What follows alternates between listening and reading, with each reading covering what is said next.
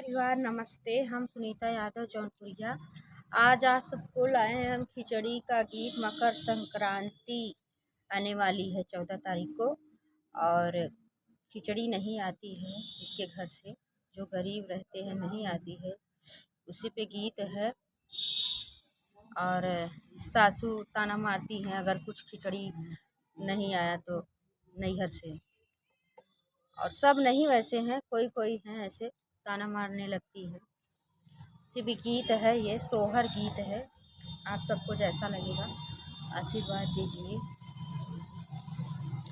मचिया ही बैठी है सासू भी रह, बोलिया बोलाई भी रह, बोलिया बोलाई हो। बहुअर कौने नीर मोहिया के बिटियावा खिचड़िया नाही आवई, खिचड़िया नाही आवई हो। बहुअर कौने भीख मंगा का बिटियावा खिचड़िया नाही आवई, खिचड़िया नाही आवई हो। वेतनी बचनी सुनी बहुअर नयनवा असुआ चुआई, नयनवा असुआ चुआई हो।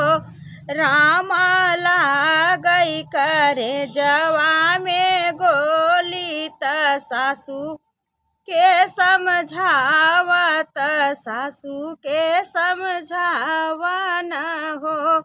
रामा लागई करे जवा में गोली त सासू के समझावत, सासू के समझावा न हो। बाबा के पौरुख घटी गए, माई मोर बुढ़ाई गई, माई मोर बुढ़ाई गई हो। सासू भैया मोर गैले हो परदेसवा खिचड़िया के लिया वही, खिचड़िया के लिया वही हो।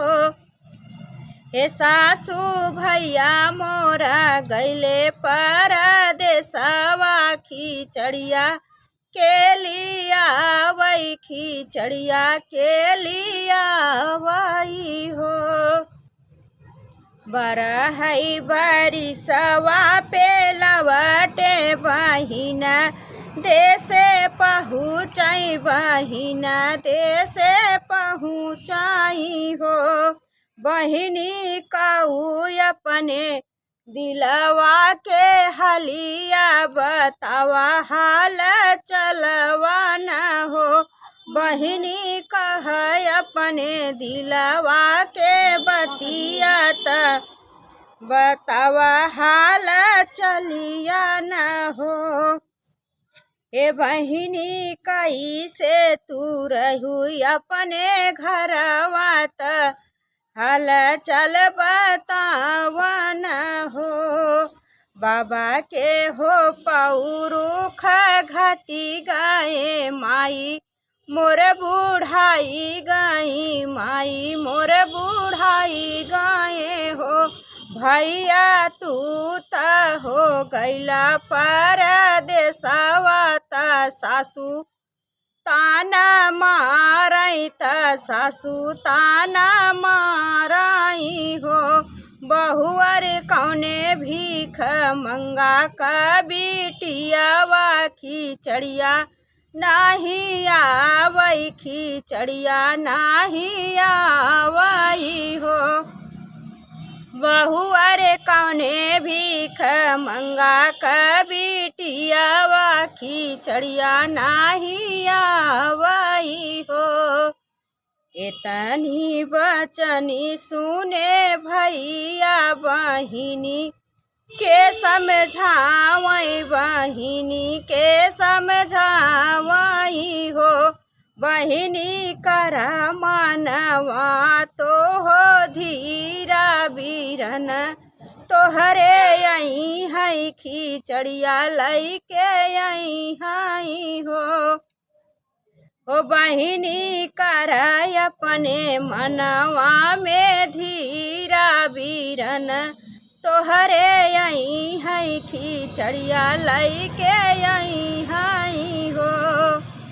जब जब आइल माघ महीनवा बीरन तोहरे यहीं है बीरन तोहरे यहीं हई हो बहिनी लैके हो तोह के खिचड़िया ताना नाही पैबू ताना नाही पैबू हो बहिनी लैके हो तोह का खिचड़िया ताना नाही पैबू ताना नाही पैबू हो।